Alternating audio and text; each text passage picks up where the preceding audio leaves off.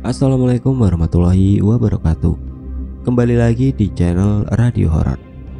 Sebelum kita mulai ceritanya, saya minta dukungan dari teman-teman dengan cara klik tombol subscribe channel ini. Dan jangan lupa nyalakan juga lonceng notifikasinya agar teman-teman semua tidak ketinggalan cerita-cerita baru dari channel ini. Di kisah kali ini ada sebuah cerita yang ditulis oleh akun Twitter yang bernama @grisela. Dan untuk kisah yang akan saya bawakan kali ini yaitu kisah yang berjudul Teror Kuntilanak Buntung. Dan bagi teman-teman yang ingin baca langsung cerita ini, silahkan kunjungi saja Twitter beliau yang linknya nanti akan saya sertakan di kolom deskripsi. Dan seperti apa untuk kisah kali ini? Langsung saja kita simak berikut ini. Sore itu, Raska melihat seorang wanita yang samar-samar ia lihat dari jendela. Wanita itu berambut panjang serta memakai gaun putih lusuh.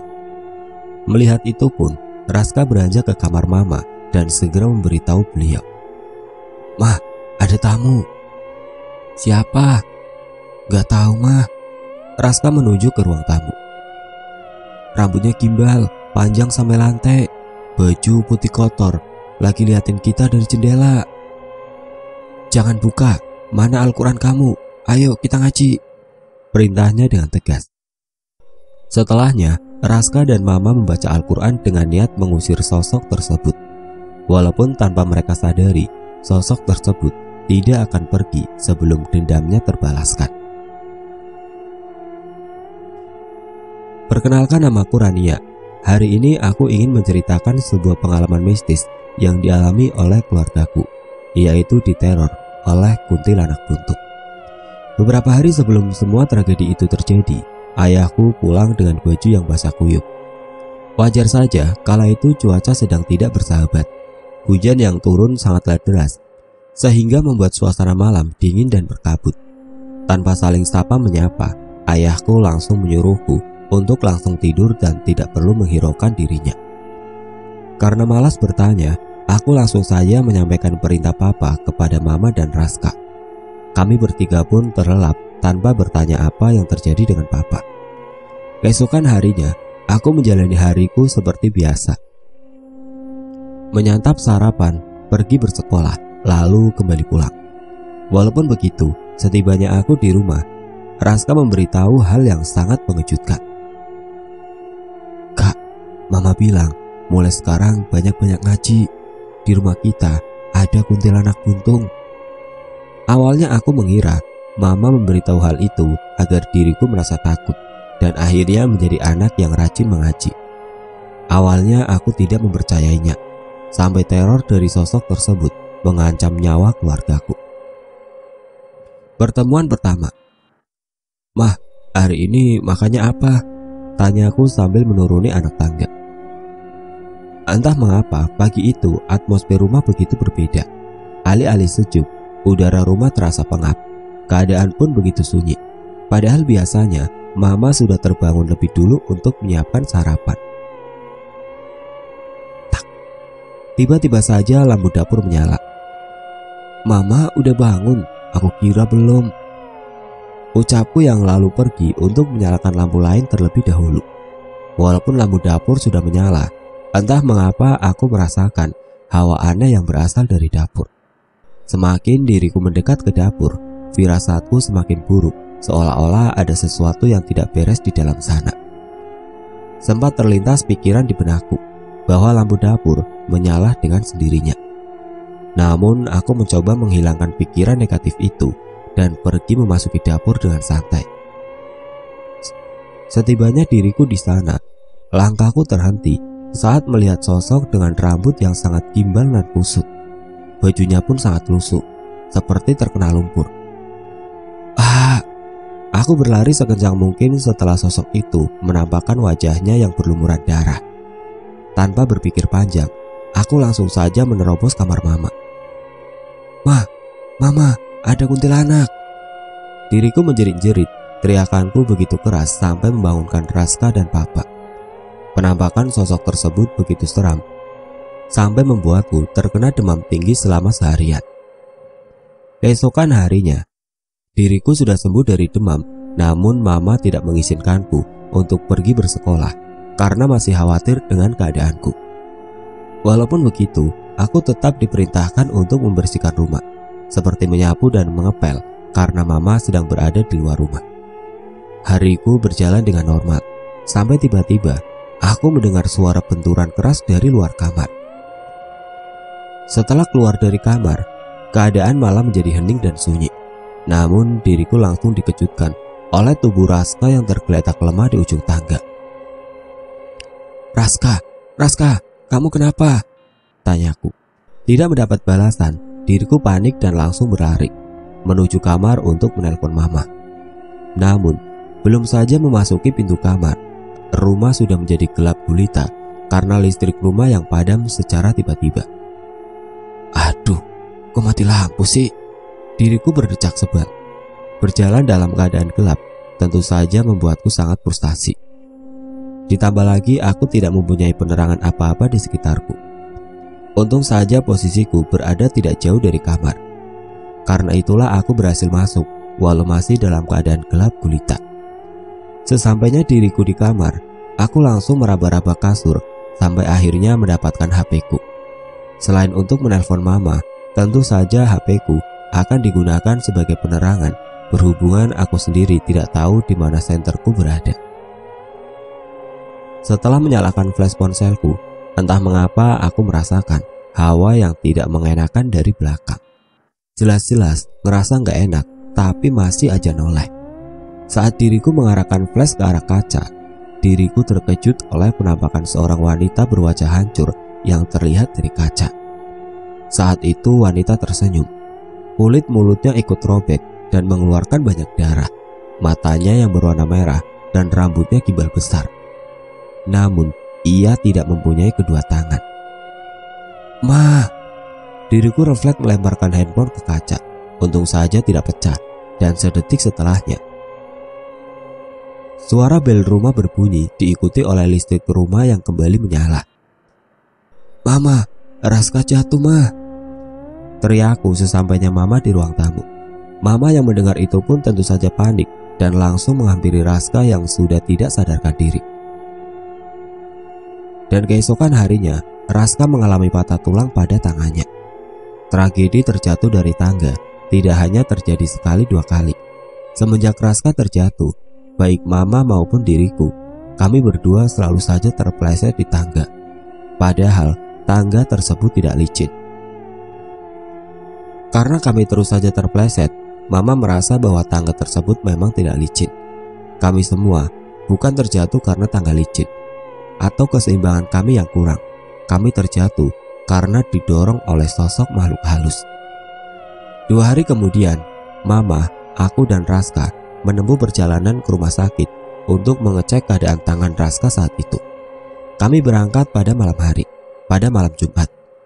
Aku dan Raska hanya mengamati pemandangan selama perjalanan, sementara mama fokus menyetir. Awalnya, perjalanan kami berjalan dengan lancar, sampai kami mulai memasuki jalanan sepi yang hanya dikelilingi kebun. Karena jarang dilalui orang, jalanan tersebut sangatlah gelap. Sampai mama harus menyalakan lampu jarak jauh agar bisa melihat lebih jelas. "Mah, kita masih lama?" tanyaku. "Enggak, Nak, bentar lagi juga sampai." Baru saja ingin menanyakan pertanyaan selanjutnya, mama tiba-tiba mengerem mendadak dan nyaris menabrak pohon. "Astagfirullah," ucap Raska dan aku secara serentak. "Mah, kenapa, Mah?" tanya Raska panik. Mama lalu mematikan mobil dengan nafas yang tersegal-segal. "Astagfirullahaladzim, tadi mama nabrak orang gak?" tanya mama yang terlihat sangat panik. "Nabrak siapa, Ma? Gak ada siapa-siapa di jalan," jawab Raska santai. "Mama kenapa? Mama capek ya? Kalau capek, udah berhenti di sini aja dulu sebentar. Tadi gak ada orang kok," lanjut diriku mencoba menenangkan mama. "Tadi ada cewek lagi nyebrang ke jalan. Pas mama mau lewatin, dia malah berhenti di tengah jalan sampai mama kaget," jelas mama. "Gak ada siapa-siapa, Ma. Itu pasti cuma halu. Masih untung mama gak nabrak pohon," balas Raska. "Iya, kayaknya Kayaknya tadi mama cuma halusinasi saja. Ya udah, sekarang kalian pakai seatbelt ya. Jaga-jaga kalau mama ngerem mendadak lagi.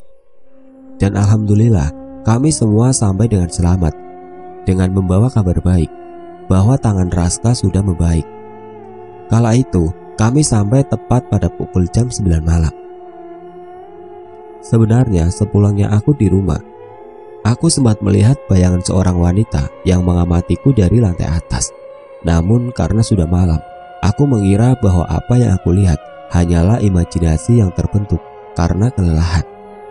Walaupun sebenarnya sosok wanita itu nyata dan mencoba untuk membunuh semua yang ada di rumah. Beberapa hari kemudian, terjadi suatu tragedi yang mungkin tidak akan bisa dilupakan oleh aku dan Raska. Malam itu, kami berdua sedang menikmati sereal sambil menonton.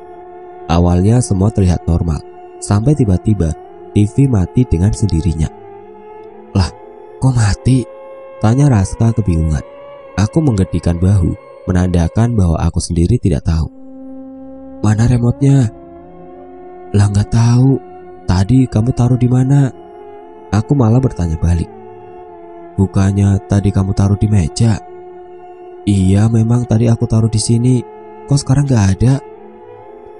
Mana aku tahu. Coba kamu cari di bawah kolong kali. Raska langsung menuruti perintahku dan melihat ke bawah kolong. Alih-alih menemukan remote, ia malah menemukan pulpennya yang hilang 2 hari yang lalu. Karena tidak kunjung menemukannya, kami berdua mencoba mencari di sekitar ruang keluarga, namun tidak ketemu juga. Sampai akhirnya, tak tak tak, kami berdua mendengar suara ketukan dari dalam gudang. Menatap satu sama lain dengan penuh rasa takut. Kamu dengar, Raska? Raska mengangguk. Suara ketukan itu terdengar lagi, masih di dalam tempat yang sama, yaitu dari dalam gudang. Raska, kakak, Mama memanggil dari dalam gudang. Mendengar panggilan Mama dari dalam gudang tentu membuat kami terkejut, karena untuk apa Mama masuk ke gudang malam hari begini?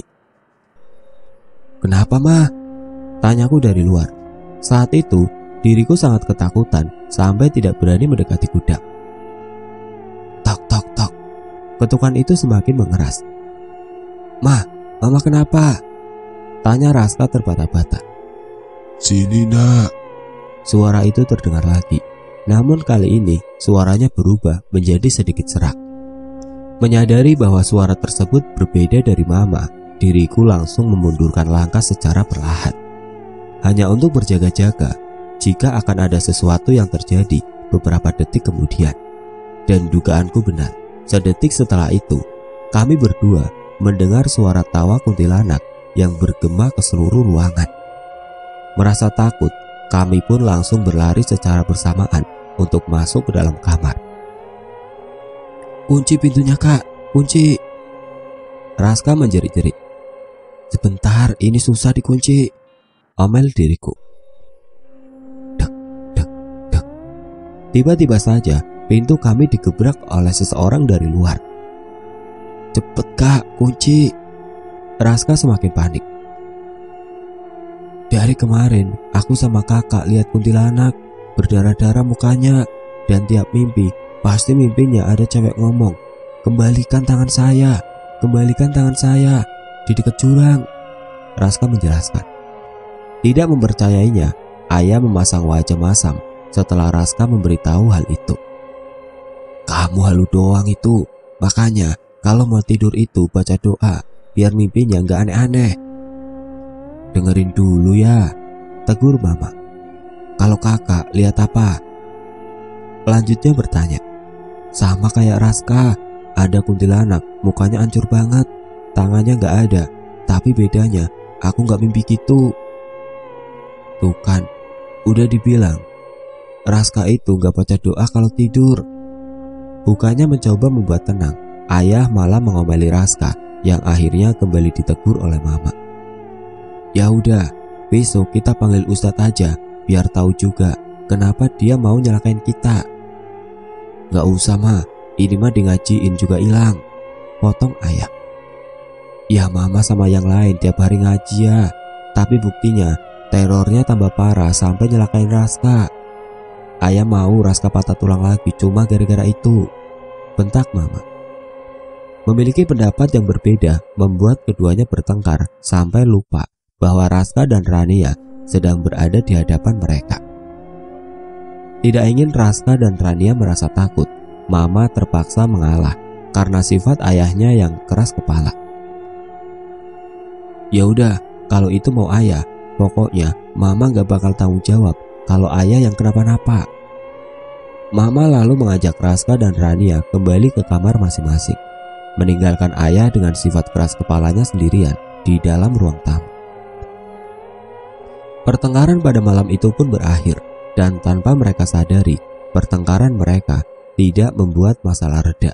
Justru pertengkaran mereka membuat sosok kuntilanak itu tambah senang akan kehancuran hubungan mereka. Keesokan harinya, mama mengundang seorang ustadz secara diam-diam, dan penjelasan beliau membuat kami sangat terkejut. Kuntilanak ini adalah korban tabrak lari suami bunda. Suami bunda ini takut dipenjara karena nabrak orang. Jadi jasad perempuan ini diseret sampai dijatuhin ke jurang.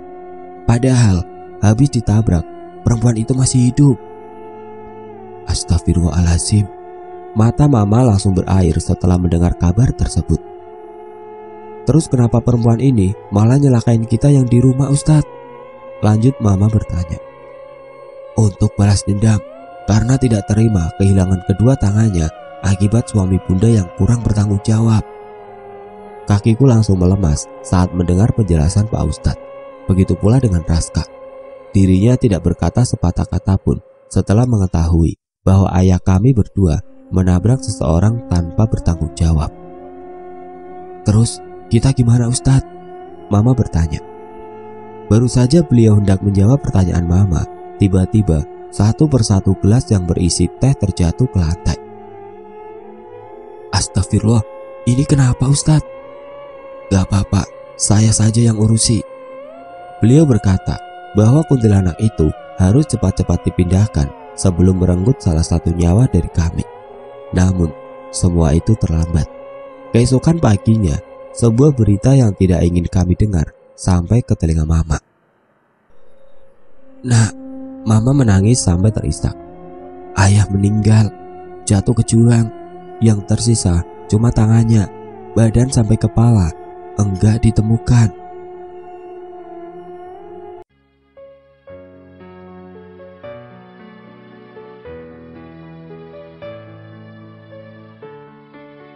Oke teman-teman, seperti itulah akhir dari kisah ini. Bagaimana menurut kalian tentang kisah ini? Tulis komentar kalian di kolom komentar. Dan bagi teman-teman yang baru bergabung, jangan lupa untuk like, komen, share, serta subscribe channel ini.